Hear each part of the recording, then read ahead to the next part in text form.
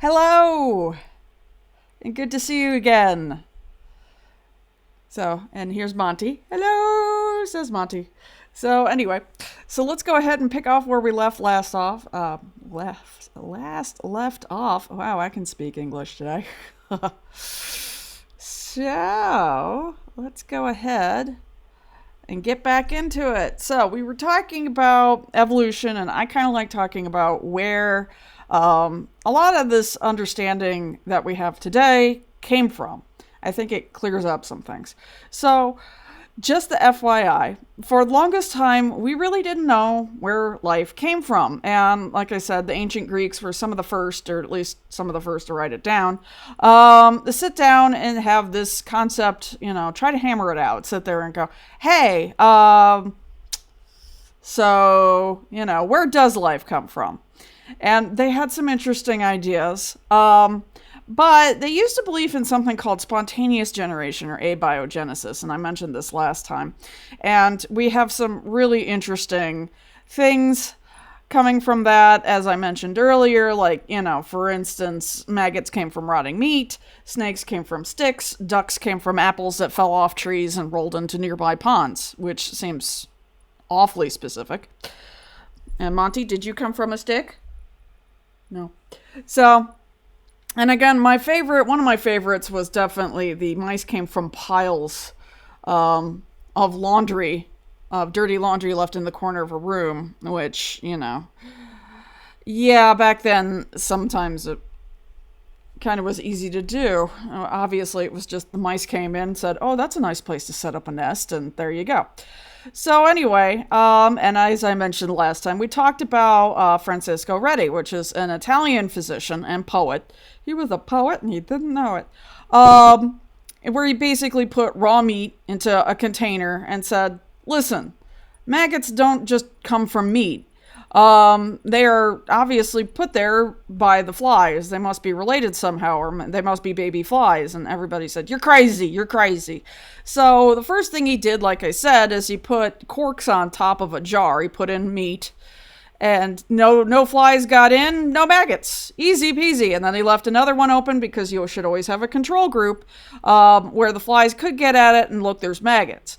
Now, this is one of the things that it took the longest time to debunk.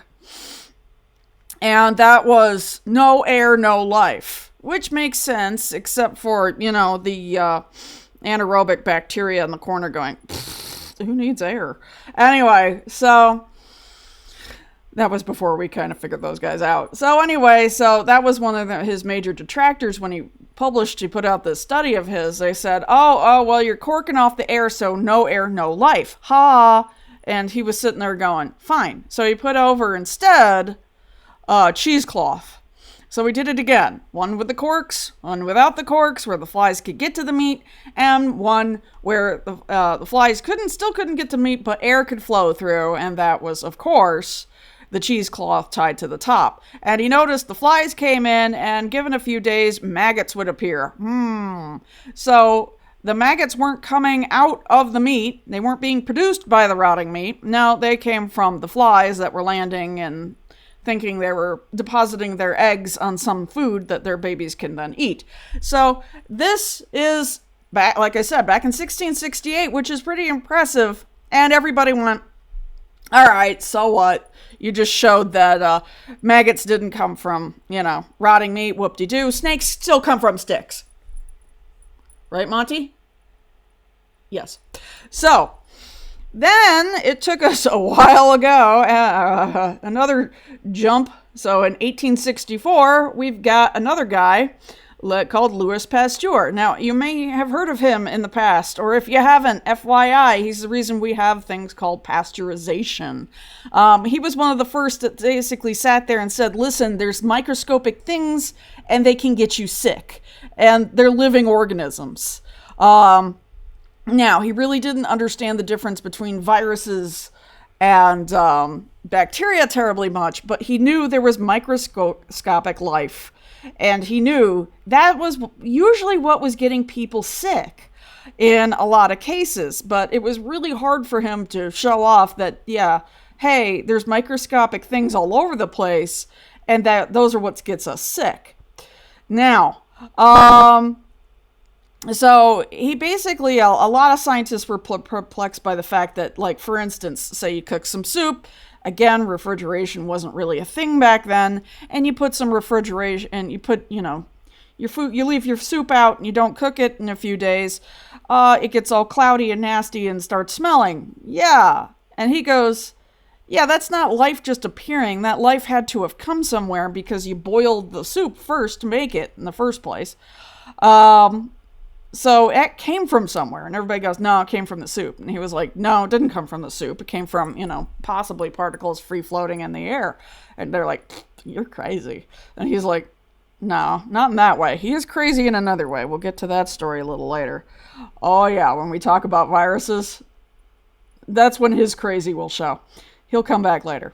But anyway, so what he did is he actually did this. Instead, he basically had these flasks where he'd apply heat, boil the broth, and then he'd have this flask with this swan neck, because he knew these things that were free floating around in the air, which were microbes, which we know today are microbes, but he knew that they weren't exactly propelled. They weren't like little airplanes. They were just, beholden to the currents of the air in a room or whatnot, and therefore, land where they may, and if they got food, great. And if they don't have food, oh well, that's why we made billions of them. So this swan neck right here would prevent, free-flowing things to just get in and flow down, because they don't exactly, like I said, they don't have flight. They don't exactly, can control themselves in the air. So that swan neck prevented things from getting in there. So therefore, he applied heat, boiled it out, let it sit, and no bacteria was present. So, to show that this wasn't just a fluke, he did the same thing, and in a couple of different ways. So again, he applied heat, boiled it out, so that way the broth was, again, not contaminated. Monty, you can't do that. Monty's playing with the... No, you can't control the slides. You go too fast. So, what he did then is he removed the neck, and then without the neck... Of course, free-floating bacteria, the ones that are just happily landing, boop, made it in. After a while, you get cloudy, nasty broth that smells bad. And then another way he showed that, yeah, they can get in there is he applied heat, and then he let it tilt sideways, so that way some of the liquid could go down the swan neck. And again, after a while, bacteria showed up, because bacteria had a road in, a liquid road. That they can drive. So, this is actually an experiment where you can still see a lot of the pieces that he used to show this experiment is actually in a museum in France. You can actually go, it's not the, the original broth isn't in there, but all the swan neck and the broken one without the swan neck and whatnot, you can actually go see that in a French museum. So, which is actually kind of cool. I'd like to get over there and see that one of these days. So, this showed that, yeah, there are microscopic living things. We can't always see them because they're so tiny and we don't have the power to yet. Of course, remember, this is 1864.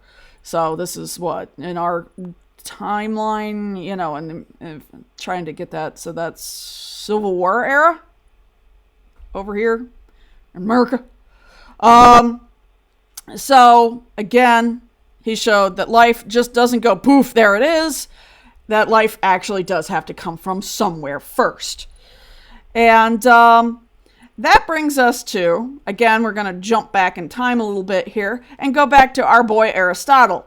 So not only did he go, yeah, life goes poof, but he also came up with, hey, you know what? I think we should organize everything alive. And everybody went, what? So... Because, again, ancient Greek, they had, perfect weather, they had good crops, they had stable society, which led to a whole bunch of philosophers allowed to sit around and think thoughts. Whereas, other cultures are sitting around thinking thoughts, but unfortunately they have to survive on top of that. So, he decided that we are going to take all the creatures and arrange them into land, sea, and air. And he believed the species, again, he goes back to life went poof, there it is. And he also went back to species never change. Again, why did we start with that? Because it's really hard to see over a long period of time, and we're going to get into that too. So he believed that, species never change. So Monty, you've never changed. Or at least your species never changed, which actually Monty has proof on his body. He has. And I'm going to show it to you in a bit. That's right. Mm-hmm. So anyway, and species can be arranged on a scale of increasing complexity called the scala naturae. Now, other Greeks and Romans picked up on this and started putting animals into basic groups or genus, or genera is the plural form. However, so we got the science of naming and classifying organisms called taxonomy. So when people named organisms, they used Latin. And we still use Latin to this day. And if you ever wondered why, and nobody's told you yet, we use Latin in science, it's because it's a dead language. Latin, nobody's using it as a culture anymore. I mean, yeah, they're speakers, but they don't get new words added to the lexicon all the time. Like, for instance, as you're probably well aware, there's a lot of Gen Alpha jazz coming into the language. For instance, like skibbity and what else, Wes? Come on in. Tell me some other, come see the camera. My son. Hello, my name is not important right now. So tell me some Gen Alpha brain rot terms. Sigma, skibbity, Rizzler Giat. All right, that hurt, man. Okay. Anyway. I do not like those words. I'm glad. So anyway. So what happened is, dead languages don't have those. Yeah. In my generation, it was dude and, actually, dude's older than me. Dude. But things like that, Latin's never going to get those nice new terms from the latest generation. So that's why we use it, because it's a dead language. So therefore, if somebody, says, well, this is a certain genus, we all know that genus means groups, and that's the only meaning it's got. It doesn't have multiple meanings. Also, the words don't change over time either anymore. For instance, like we used to... usually you'll notice when we invent new technology, the word for it's pretty long. And the more we use it over time, it gets shorter and shorter and shorter. And this is like, for instance, automobiles. We don't call them automobiles anymore. I mean, we use the term, but we don't sit there and go, oh, I see you've bought a new automobile. And you're going, yes, I have. Fabulous. No, we go, oh, nice car. Again, how that word got truncated over time. The more a word gets used, the shorter it gets. So again, this is why we use a dead language for science. So that way, when I say something, somebody in Japan knows exactly what I'm talking about, because that word, that meaning isn't going to change from one moment to the next. Like the word suspicious, how it's suddenly become down to you're sus, which again, I've been told. So anyway, so this is one of the reasons why physicists get annoyed at biologists, because we have very complicated sounding names for things in biology. But unfortunately, that was started for us hundreds of years ago, and we can't really escape it now because we've built it into our lexicon. Whereas physicists, when they discover something new in space, they can go, oh, that's a black hole. They don't have to, revert to Latin to give it a name. Whereas in biology, unfortunately, that precedent's been set. So, that's why Neil deGrasse Tyson gets a little annoyed at biologists, and physicists kind of poo-poo us a bit, with fair, because we get jiggy with the Latin words. But it used to be way worse. Oh, it used to be so much more worse. So, basically, for the longest time, we used to have scientific names for animals that would be like 12 or more Latin words long, and they were called polynomials, of course, poly meaning many and nomial meaning name, so many names. It got to the point where anytime a new species was discovered, older species would get more adjectives added on to their name, so you could distinguish the two of them because they were clearly two honeybees, but one was European and the other was not. So anyway, so European honeybee used to be Apis pubescens, Thorace subgresio, Abdomine fusio, Pedibus postisticus glabius, Enrique margines satalis. Yes. Kind of sounds like a medication that you see in the commercials that you might need to go see your doctor about. But it used to, that's how bad it used to be. Imagine trying to write that down in a paper. Hi. Oh, the internet's gone out. Oh. Be right back. 1 day later. And we're back after quite a few internet outages. Let's hope it stays stable. let's get this done. So, again, what I was trying to talk about was the fact that Monty, where were we? Anyway, so at one point, Latin names or polynomials for animals were getting redonkulous. I mean, absolutely crazy redonkulous. So that's why, at one point it got to the point where we had like so many terms for just like, for instance, like the European honeybee down here. And it was absolutely nuts. I mean, nobody's got time to write that down. Heck, we abbreviate things even today in biology, especially species name. So nobody, who's going to remember all that? Yeah. So we were drowning in our own Latin words. And that's when a guy named Carl Linnaeus, a Swedish biologist, who was actually had a very interesting background. He was actually a commoner. He didn't even have a last name. He actually made up his last name when he entered college because they said last name, and only the rich had last names at the time. So because they had lineages. Woo. So at the time, he was like, oh, I better make myself... So he named himself after a bush he really liked, the Linnaeus bush. So he was like, yeah, I like that. So my name's Carl Linnaeus now. Back when you could just name yourself, right off the bat. Not having to do paperwork or anything. So anyway, but he's the one that saved us from these ridiculously long names in the 1750s when he introduced a simpler naming and classifying system called binomial nomenclature. So bi meaning two, nomial again name, so two naming nomenclature, which really sounds like, when everybody says ATM machine, but the M in ATM means machine. So you're literally saying AT automatic transmission. No, it's not transmission. Anyway, so you're basically saying AT machine. We do that all the pin numbers, same thing. The N in pin stands for number, so you're saying personal identification number. So redundancy, it's everywhere. Anyway, so the unique two-part name of a species is now referred to our scientific name. So now the European honeybee's name went from this huge thing right here to Apis mellifera, which is way easier, and even then we abbreviate with A. mellifera because why not?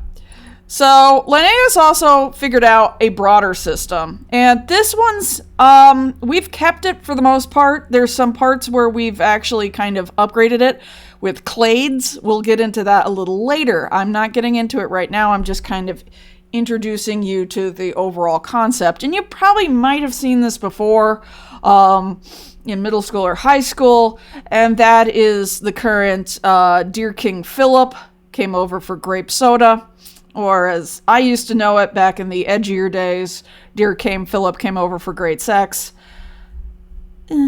Anyway, and then they PC'd it on me. But anyway, so that basically that statement stands for domain, kingdom, phylum, class, order, family, genus, species. And every time you go down, it gets more and more and more and more specific. So domain, there's 3 domains. Currently, the kingdoms, there's about 5-ish. There used to be 6, but we've kind of fixed a few. There's definitely 4. The other 2, Protista and Monero, we'll get into in a bit.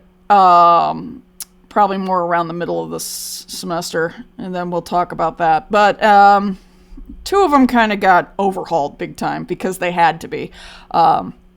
So again, then the phylums, like if you go with phylum Animalia, there's two major phylums, which is with spines and without spines, which is Chordata and Inchordata, or invertebrates and vertebrates. Those of us that have spines, like me and Monty and you, and those of us that don't, which are usually insects and jellyfish and all sorts of things, actually, the more you think about it. And then you continue going down and down and down until you get really, really specific, which is down to the species. So again, similar genera are grouped into a family, similar families are grouped into an order, or similar orders are grouped into a class, and similar classes are grouped into a phylum. And similar, phylum with similar traits are grouped into a kingdom. And then we have, I'm going to go with the 5 kingdoms here, but like I said, currently there's definitely 4. Monera and Protista are doing their own thing in the corner because they're just that interesting.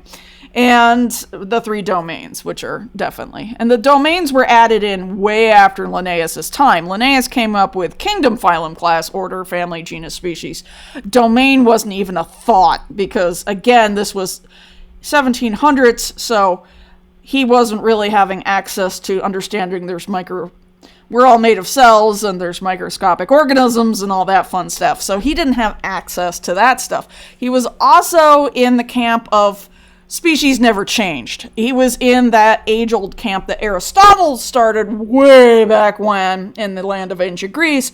And then, that pervaded right up into the 1700s until somebody said, wait a second, and we're going to get to him right now. And this wasn't something that just hit. Monty, will you stop stealing my glasses? Please, please, please. Thank you. Thank you.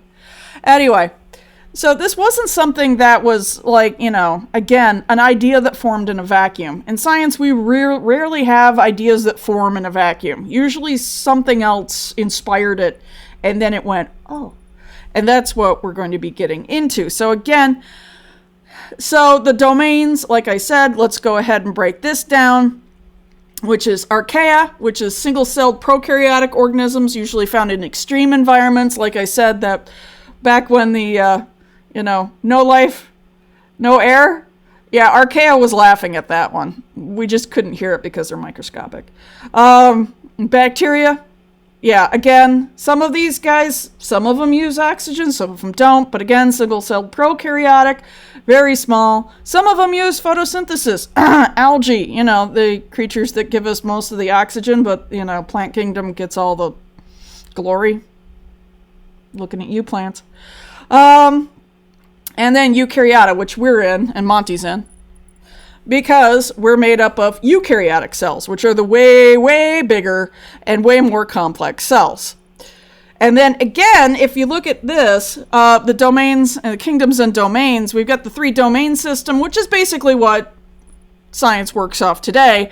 But then when we go down, you can either do the 6 kingdom system, which I'm not a big fan of, and the 5 kingdom. And like I said, Monera is kind of its own dimension. We'll get into him. We slap the bacteria and archaea together, and I'm going to do it in this course too. It's just a little bit easier, but this is one of those developing areas where classification people go at it. But FYI, people who do scientific classification, and they are there, and you might be one in the future, I don't know. I'm not going to, stick people in peg holes, but they're always messing around with this. There's a reason why a lot of this isn't set in stone, which is the same reason why science isn't set in stone, because we come up with new understandings and, new tools and new ways to view the universe. And because of that, we have to adapt with what we're learning, or else we'd still be stuck in, Linnaeus' time, or even, back then Aristotle's thinking, which is, all creatures should be classified according to where they live, which is land, sea, air. And FYI, nobody lives in the air because you're just flying through it. But hey, birds have to land and go to sleep. But Aristotle said, no, they live in the air. So I'm glad we've come a long way. And we've still got a long way to go. But, because, like, for instance, one of the great mysteries of science still, to this day, is we don't know what causes gravity. There's a big one for you. And, yeah, we can measure it. Yeah, we can drop things off buildings. Yeah, it works. Yeah, we can do a lot of math with it if you take physics. But what causes it? The root cause of gravity? Just, we know that if you got a bunch of mass in one area, somehow that makes gravity go. And right now, that's the limitation of our instruments. We have no idea. So if you ever want to, like, switch and go to physics and go, what makes gravity work? Have at thee. You'll probably become way more famous. Right, Monty? Yes. So, now, again, a lot of these ideas were not, coming up from out of a vacuum. Well, speaking of our buddy boy, Darwin, did not wake up one day and just go, oh my gosh, things change. No. Actually, he got up and picked a fight with his dad, but that's a story for the next slide. So, we're going to go back and talk about a few people, and one of the main things that was going on at the time was actually in geology. Geology was actually finding its footing around late 1700s, early 1800s, and basically sitting there and going, hey, I think things change. And it kind of started a little bit with one day there was a German scientist by the name of Alfred Wegener, and he was looking at a map one day, and he goes, you know what? It looks like the coast of Africa could fit if you, took it. It looks like it just fits right into that dent into the coast of South America. Huh. And these other pieces look like they could go together too. So he wrote a paper proposing that maybe at one time, all the continents were smashed together into a giant continent he named Pangaea, which is Latin for all land. Hello, Latin. So anyway, Monty's trying to turn off my computer. Stop that. Anyway, so long story short, he was a laughingstock because of it. Everybody's like, no, nothing changes. Everything is exactly the way it is. It went boom, there it is. It's same thing, again, this idea going back to the ancient Greek thinkers, philosophers, Aristotle being one of them, going, nothing changes because we don't see it change, therefore it doesn't change. But, a lot of people started going, yeah, but why would everything be on human time? And that's the thing with geologic scales. Things are happening, but they're happening so slowly to us, it's imperceivable. And, but now we have the tools and technology to where we can actually measure how much continents drift on a yearly basis, which is like millimeters, but they do it. And we've had, the satellites sit there and track it and do, the calculations. Actually, they get the data and then the humans do the calculations, but now we've put the calculations into computers because, we've sped up the process a bit. But still, long story short, things are moving. And that's what's going on here, is right around this time, we've got a guy by the name of Hutton. And Hutton later becomes Darwin's BFF. So this is Darwin's BFF, Hutton. Hi. I know, you're my BFF. Anyway, so Hutton basically says, hey guys, if you look at Wegener's stuff, and you look at some other things that we've been measuring more and more and more as we look at things, I think geology is actually, things just aren't bam, there it is, and it's always been that way. I think things are changing, but I think things are changing really, really slowly. And here is a whole bunch of evidence that we have right now for measurements. So he proposes this principle of gradualism into geology. And all the geologists start arguing about it like crazy, because there's still, of course, a major camp. Right, Monty? Yes. A major camp of people sitting there going, no, everything is just exactly as it is. Nothing's changed. End of story. Have a nice day. And then there's people going, no, wait a second. He's got evidence. See, Wegener didn't have evidence. He just wrote a paper saying, doesn't it look like a bunch of puzzle pieces? And everybody went, you're crazy. He didn't get, and like most scientists from, ages past, he didn't get, He didn't get validated in his lifetime, sadly, but he's validated now. So anyway, so Hutton basically sat there and said, listen, here's actual data that we have right now showing that if this is true, this would explain a few things, like erosion and all that fun stuff, because it's slowly eroding. So therefore, wouldn't a mountain get smaller and smaller and smaller given time because of erosion? We know erosion happens. We can see that. And everybody went, huh. So that was a major bing. So a little later, we also get another scientist. This is a French guy named Jean-Baptiste Lamoureux. Now, if you've taken any bit of genetics, or at least hopefully he was mentioned in 111, is Lamoureux actually had his foot into a lot of things. He was dabbling in genetics before anybody knew what genetics was, and he was dabbling in evolution. But he thought what would happen is that, whatever happened during the parents' lifetime would translate to the children. So say like there was a horrific accident and the dad got his arm cut off in a scythe accident while harvesting the wheat, which happened mostly more with the legs than the arms, but still. Dad lost his arm, and then he got with mom and made a baby. The baby would be born without the arm, just like the dad. I know, today we'd be like, that's crazy. But that was Lamoureux's thoughts on why parents and kids look like each other, and some things are passed down. His thought was whatever happened to the parents physically would then be replicated in the children. And a lot of his hypotheses popped off on that lane, even though he was wrong. At least he was publishing it, and he tried to do experiments to show this. He actually took rats, chopped their tails off, and then let them breed, fully expecting to get a whole bunch of rat pups with no tails, except that he got a whole bunch of rat pups with tails. But at least he had the decency to write that in a paper going, I was wrong, but at the same time, nobody else has got a better understanding. And then Gregor Mendel came along with all his P's and said, haha, math. And 30,000 P's worth of math. But nobody read his stuff because he was a nobody from nowhere, which is actually hysterical because Charles Darwin actually had, because, this is hysterical, Gregor Mendel was alive at the same time Darwin was. Darwin actually had Gregor Mendel's paper in his library, but it had never been opened. Usually if you got a paper, it was bound in an envelope. The envelope had never been opened. So Charles Darwin had Mendel Gregor's work, never read it. Isn't that weird? History's crazy. So anyway, Charles Darwin is born, and he reads, actually, it isn't Hutton, that he's BFFs with, it's Lyell, excuse me. I lied. My bad. So anyway, it's Lyell that's his BFF. But Lyell was very much influenced by Hutton's work.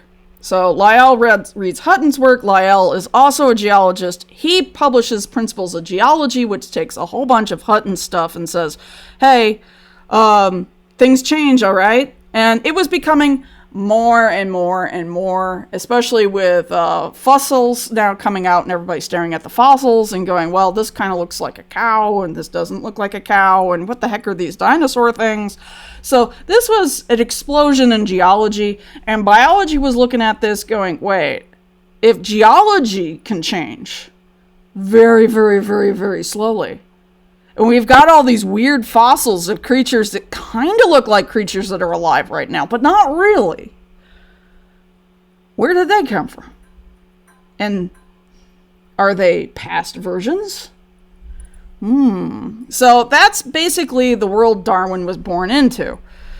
So again, this is our buddy. So James Hutton, Scottish geologist, basically proposed that geological change happens gradually, keeping from small changes that turn into big changes, but only over long periods of time, well past the lifespan of a human. Because we were going on, if we can see it, it's true. Or at least you can verify it. 19th century geologist Charles Lyell popularized Hutton's view. Now, Lyell became BFFs with Darwin. So that's Darwin's BFF. And he'll show back up in the story. If it wasn't for Lyell, we would actually not have Darwin as the one that kind of came up, or at least put down the groundwork for natural selection, because Darwin was too busy being a very depressed weirdo in the corner. Anyway, but he has good reasons. He has very good reasons. He comes by it naturally. So anyway, again, and here's Baptiste. So getting back to John Baptiste Lamoureux. So anyway, he's the one with the rats. So, but he also put out a paper sitting there going, how do we, we've got these fossils showing that, we're finding fossils by the tons now. And, oh, that's another story right there, but I can't get into it right now. If you ever want a really fun story about how the National Geological Survey of the United States got started, look up the Bone Wars. It's between two geologists, and it's nuts. Absolutely hysterical. But that's how our own geologic survey started.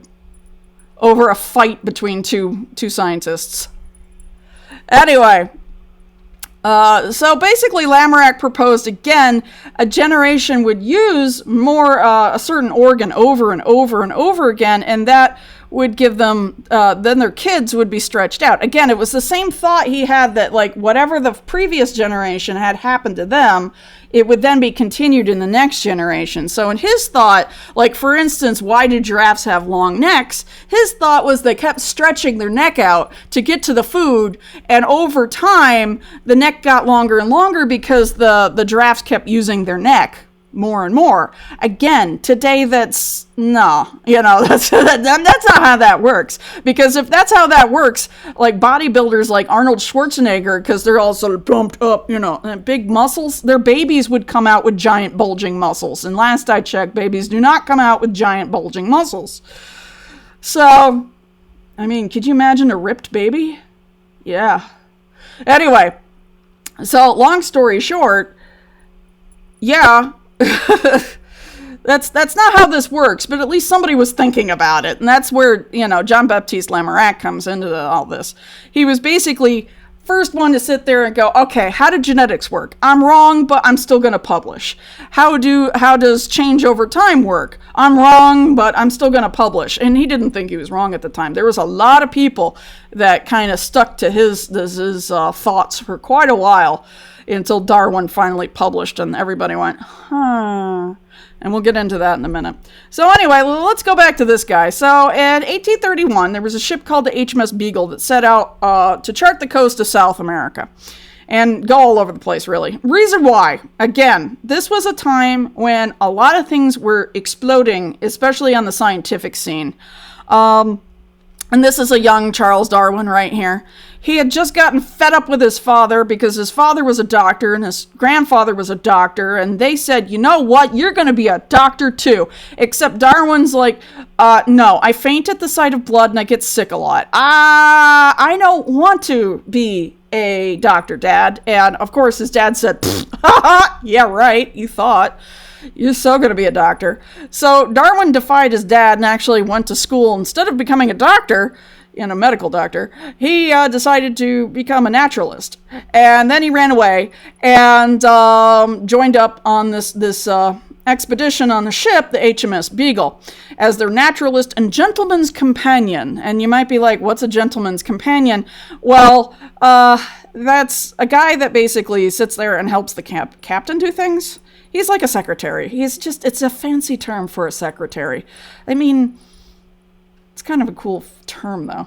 Anyway, but he was actually the second naturalist on the ship. They had an official naturalist, and he was kind of like the understudy. So that's why his primary role was gentleman's companion, or AKA fancy title for secretary.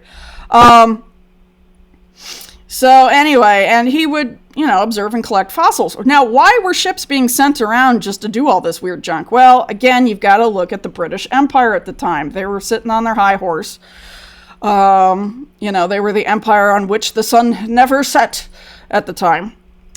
And the rich found there was new ways for the rich to outdo each other, and that was to have these huge gatherings where they'd unveil new scientific discoveries from around the world, aka pilfering. So they'd go around and they'd collect mummies from Egypt and fossils from all sorts of places and bring them back to their manors, where they'd have a party for all their rich friends and tell them all the cool stories of, I went to Egypt and yes, we just stole all these things from the we liberated these things from the natives. And they'd have mummy unwrapping parties. They'd literally take mummies and unwrap them just for funsies. But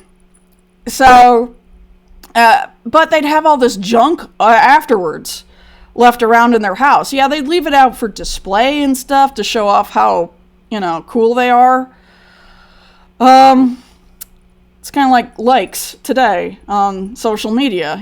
We do crazy, or people do crazy things for likes and all that clout. Well, the rich were doing that, but by stealing from everybody around the world.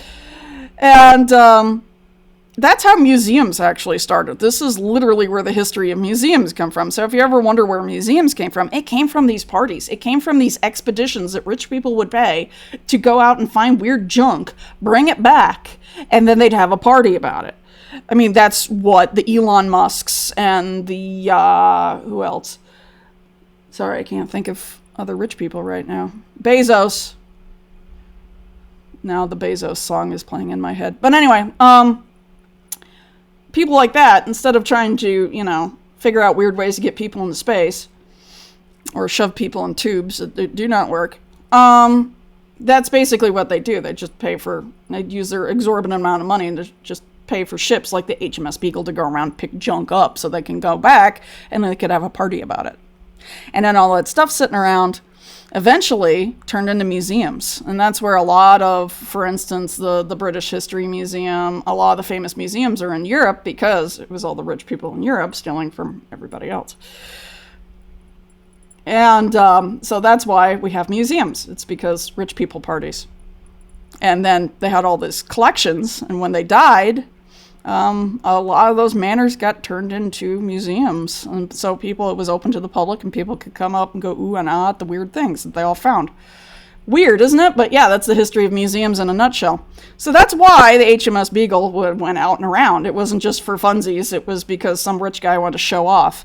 Anyway, so they found specimens, and he observed, and he was really good at art. His handwriting is atrocious, though. We'll get to that in a minute. He's really good at drawing. He collected and observed many fossils and living specimens in Africa and South America, as well as making gorgeous notes, lots of notes, and that's when he noticed finches, especially on the Galapagos, which is right here, by the way. If you want to know where the Galapagos Islands are, they're right here off the coast of South America. Boop.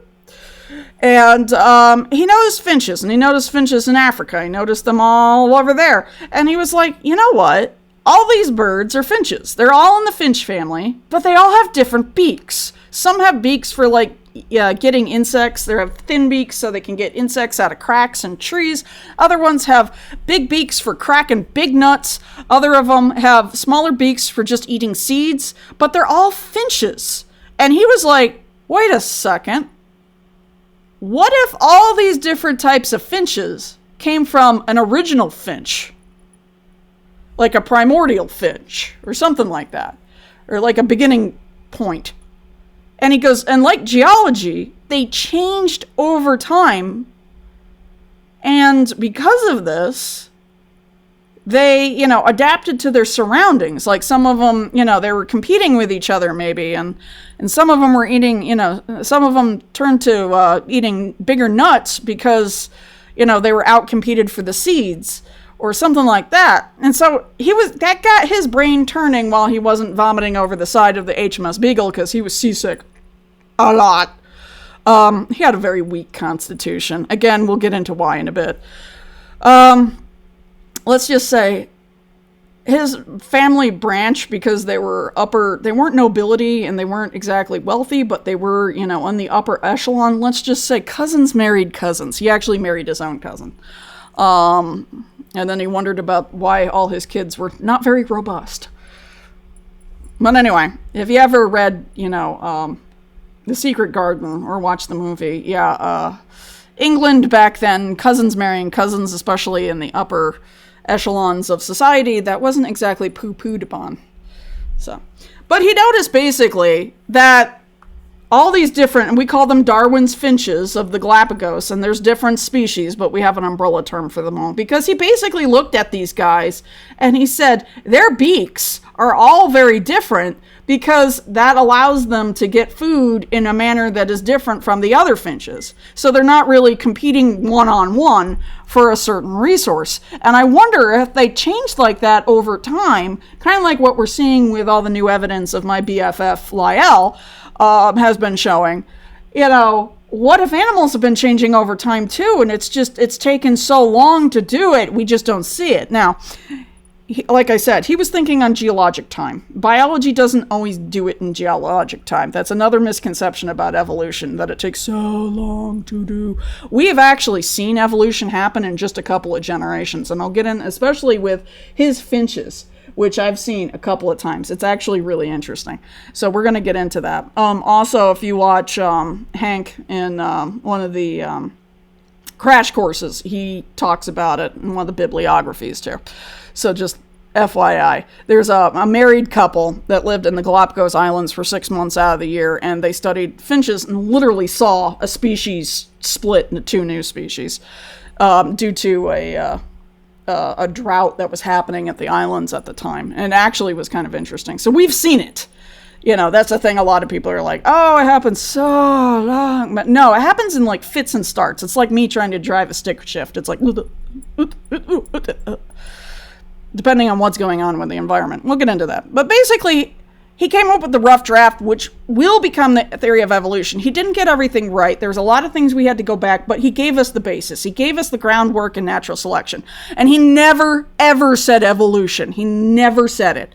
He actually called it descent with modification, because he believed what happens is over time, the next generation would come out with a thing that worked.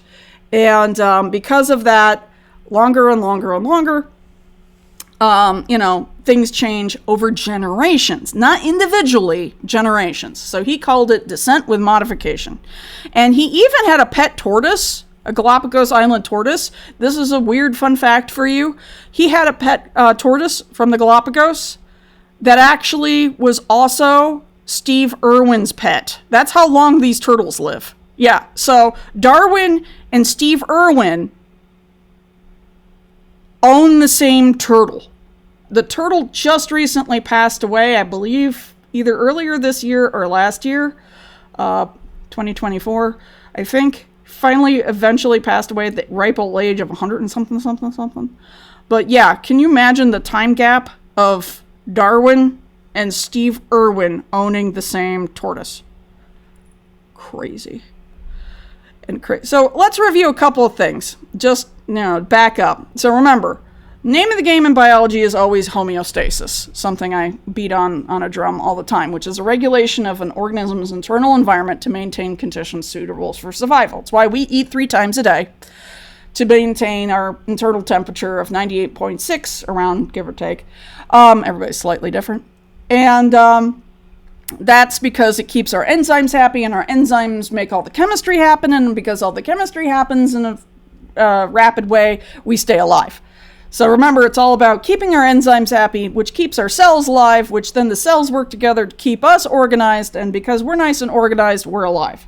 Yay! So Monty, on the other hand, is cold-blooded. He doesn't have to eat 3 times a day to maintain that 98.6 degrees temperature. He uses me, or the heating pad in this house. That's why he can only eat once a week. Anyway, depending on how many rats he's imbibed every other week. So anyway, so an environment is defined as the surroundings an organism is in contact with. For instance, my house is my environment right now. Wherever you are is your environment right now. And anything in an organism's external or internal environment that causes an organism to react is a stimulus. Like, when my son comes out and tells me something.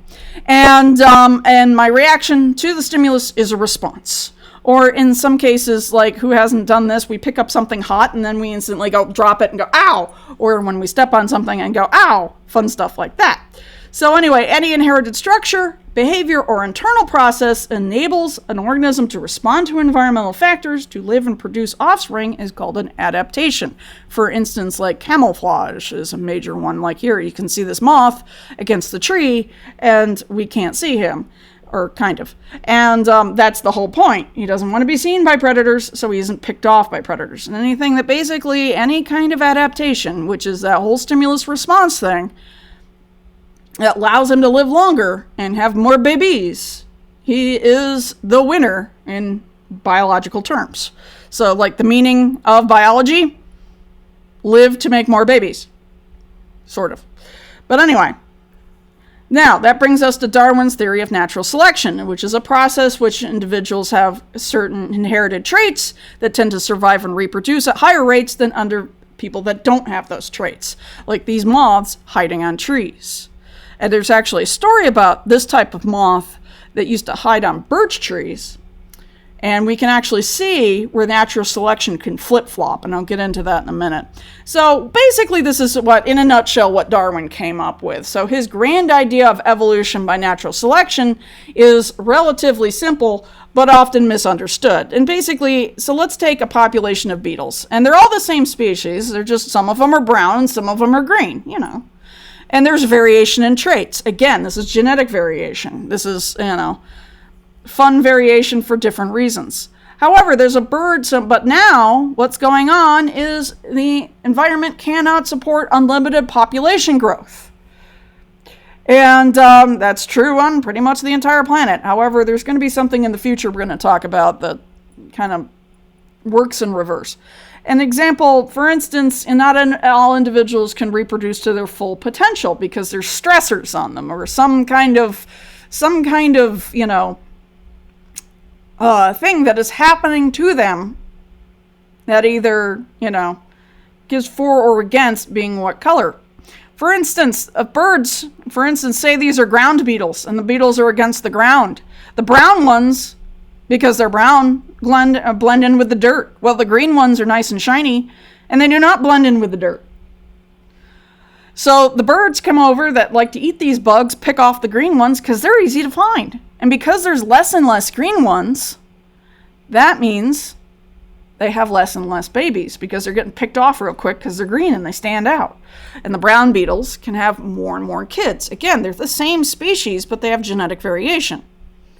So again, what's happening? Birds are eating the green, but the browns are hiding and surviving better. That doesn't mean all the greens are, you know, not figure. Maybe some of them speed up. But anyway, so this is heredity. Basically, where Darwin's hypothesis as a major hole is the understanding of genetics. He didn't understand genetics. So he didn't really have, he was just kind of like, I don't know if you've ever watched, what is it, South Park, and there's one episode where they run into why like pairs of socks disappear in the dryer, and they go behind the dryer and find a hole down to a cave down deep in the earth, and there's these gnomes and they're stealing like left socks and underwear. They're called the underwear gnomes. And they're like, well, yeah, we have a 3-step plan, and it's the first is collect underwear, 2 ? 3 profit. And of course they're like basically, this is kind of where Darwin's gets a little wonky right here. This is the question mark part. And the fact that, yeah, the surviving brown beetles have brown babies because the trait has a genetic basis. But he didn't know that. He just knows that because the greens were getting picked off, there's less and less greens because they're not making as many babies. Now, another reason is keep in mind greens can be born from the brown population. It's in the genetics. It's not, again, Darwin was kind of fuzzy on this end. So he was just like, I know there's something going on, but I'm not entirely sure what. And gosh knows I didn't go read that guy with the peas that I didn't know about. Anyway, end result, basically, because it's more advantageous to be brown, the beetles have more offspring, becoming the brown color becoming the dominant color in the population.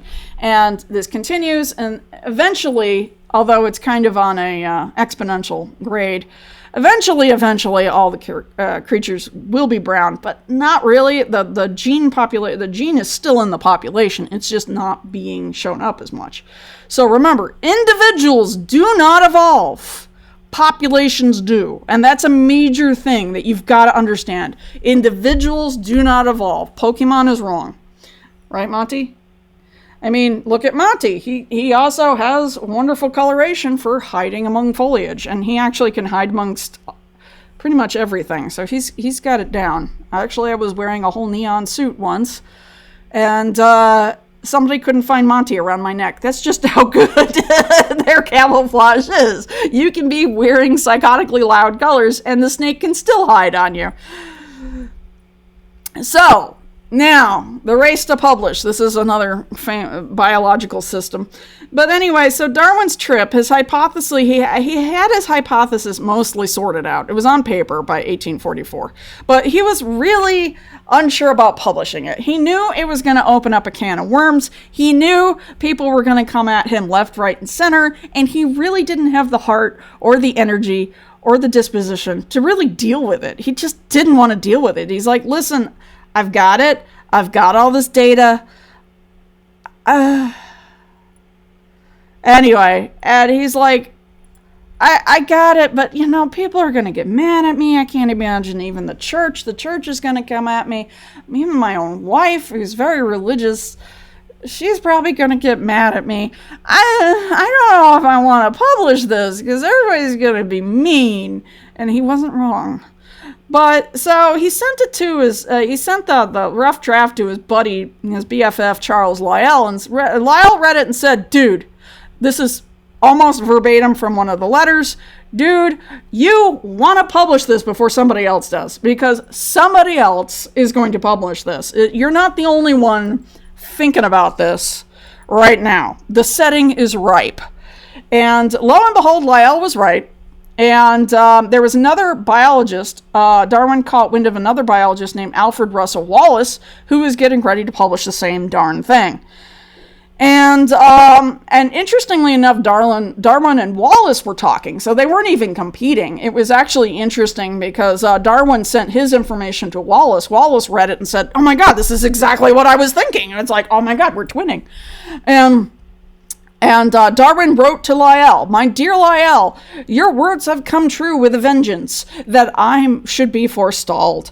I never saw a more striking coincidence. If Wallace had my sketch written out in 1842, he could not have made a better abstract. So all my originality, whatever it may amount to, will be smashed. So he finally publishes his work, which is The Origin of Species by Means of Natural Selection. It's freaking thick. He finally publishes it, but Wallace's paper did come out before Darwin's. And normally in science that means you get the credit. But Wallace was a cool cat in the fact that he actually gave and used quotes from Darwin's unpublished paper, thanks to Lyell. And basically, Wallace's paper made hype for Darwin's book. Pretty clever. Because Wallace did, according to my esteemed colleague Darwin, and quoting Darwin here, and everybody's reading Wallace's paper going, who's Darwin? What? Where's Darwin's paper? And then, bam, Darwin's paper.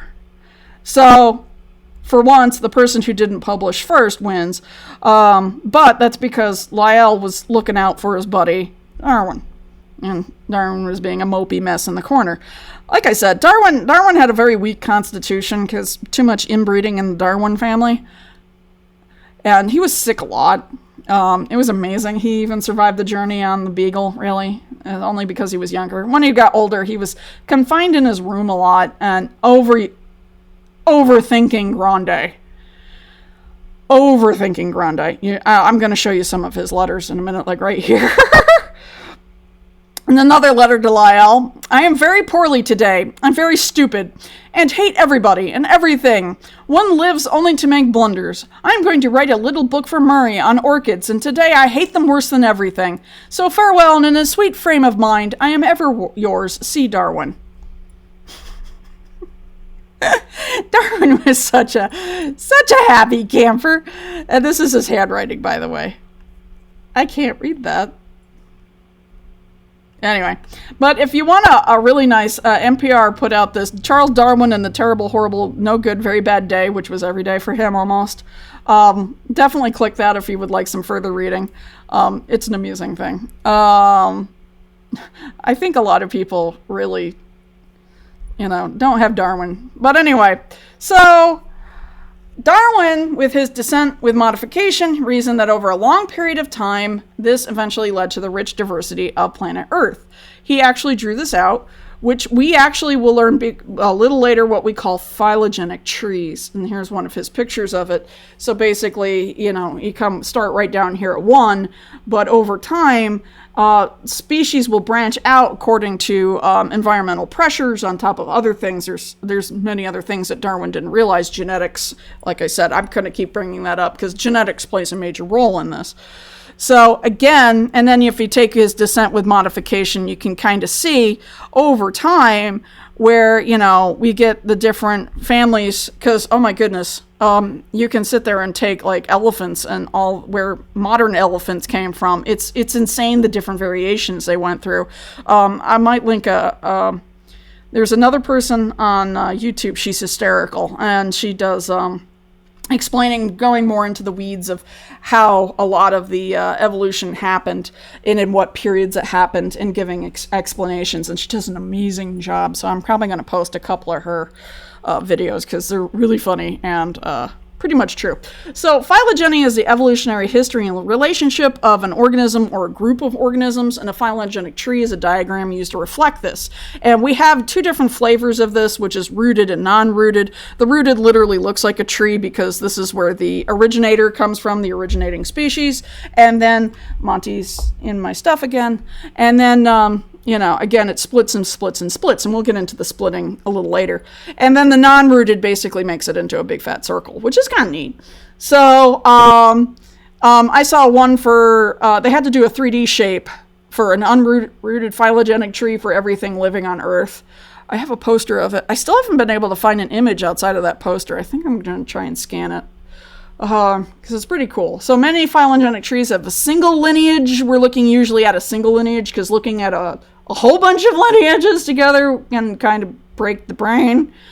Remember, we try to draw these things out so it makes sense to us.